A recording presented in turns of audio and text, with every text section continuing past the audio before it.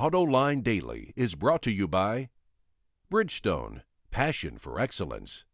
Dow Automotive Systems, improving durability and increasing design flexibility with Betamate structural adhesives at dowbetamate.com. And by Hyundai. Experience the 2011 Hyundai Sonata today at hyundaisonata.com. This is Autoline Daily for January 24th, 2011, and now the news. Who's got the bragging rights as the biggest car company in the world? Well, despite all its problems with recalls and slipping market share, Toyota is still number one with production of 8.4 million vehicles last year. That includes its affiliates Daihatsu and Hino. General Motors was a close second with sales of 8.3 million.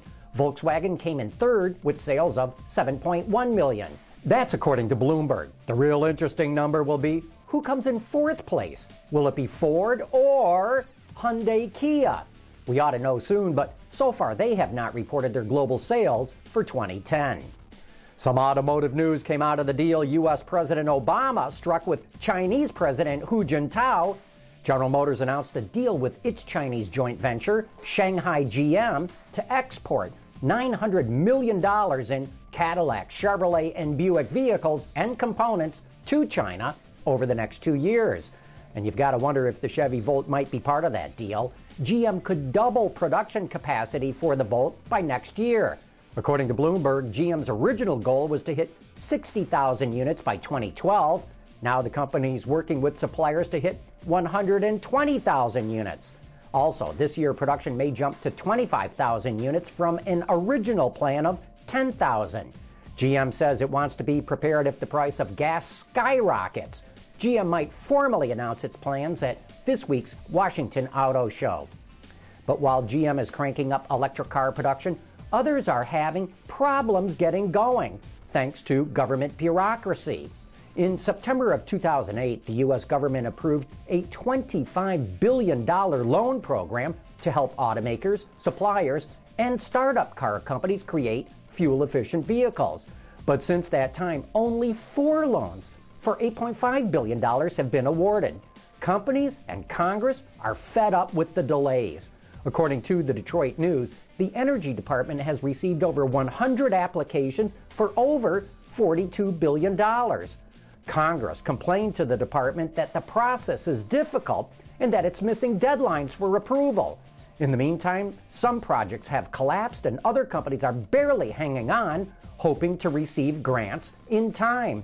But it's not just the startups that are having trouble. GM and Chrysler are also waiting to be approved for loans. The Energy Department says it's now on track to award loans more quickly. But you know, all this makes me wonder if it's just government bureaucracy holding things up, or if the government realizes some of these projects just are not feasible. Just as Fiat is about to start selling the Cinquecento in the American market, it's also about to start selling a version of the Dodge Journey in Europe. Only, in this case, it's going to be called the Fiat Fremont. As you can see from these pictures, about the only thing they changed visually on this vehicle is putting the Fiat badge on the grille. But under the hood, the Fremont will get a 2-liter diesel with either 140 or 170 horsepower, depending on the application. It will go on sale in the second half of this year, and later, a 4x4 version equipped with Chrysler's Pentastar V6 will be available. And speaking of badge engineering, Subaru is going to start selling this vehicle called the Trezia in Europe. But it's nothing more than a Toyota Verso with a Subaru grille bolted onto it. Both vehicles will be sold in Europe and Japan, which is a big mistake when it comes to badge engineering. At least Fiat and Chrysler are going to keep their badge engineering efforts separated by the Atlantic Ocean.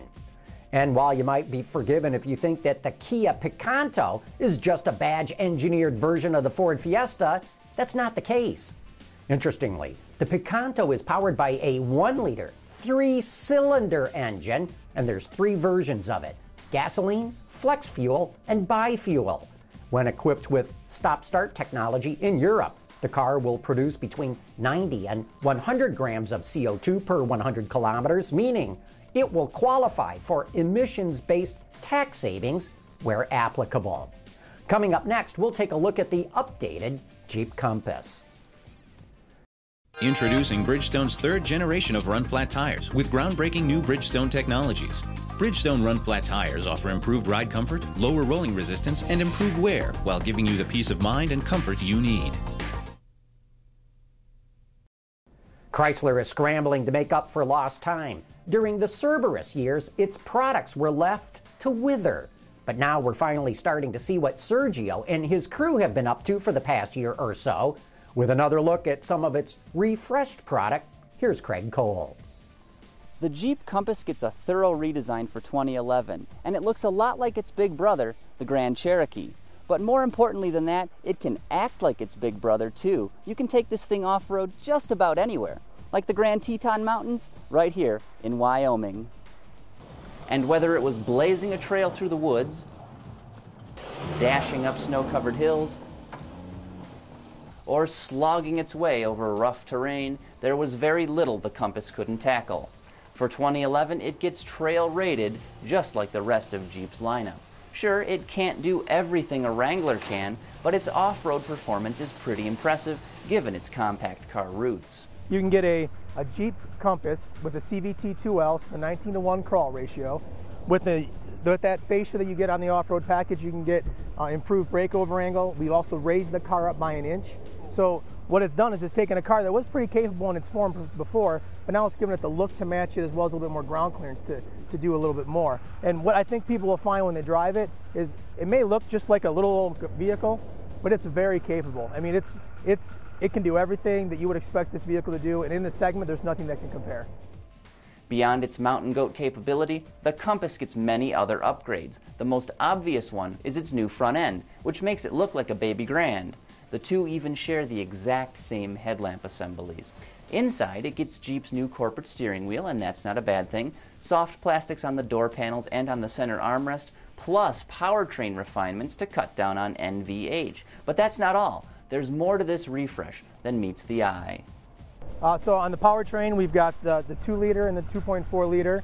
You can get up to 29 miles per gallon. It's properly equipped. We've done some improvements in fuel economy, up to 2 miles per gallon on the highway in some packages, and we've done some improvements in performance as well. We've seen about a half a second to 3/4 of a second improvement just by doing some refinement in the calibration of the engine itself.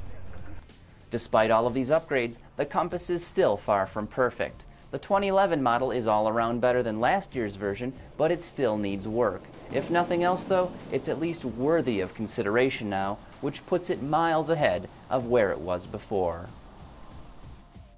Thanks for that report, Craig. And that's today's report for the top news in the global automotive industry. Thanks for watching. We'll see you tomorrow.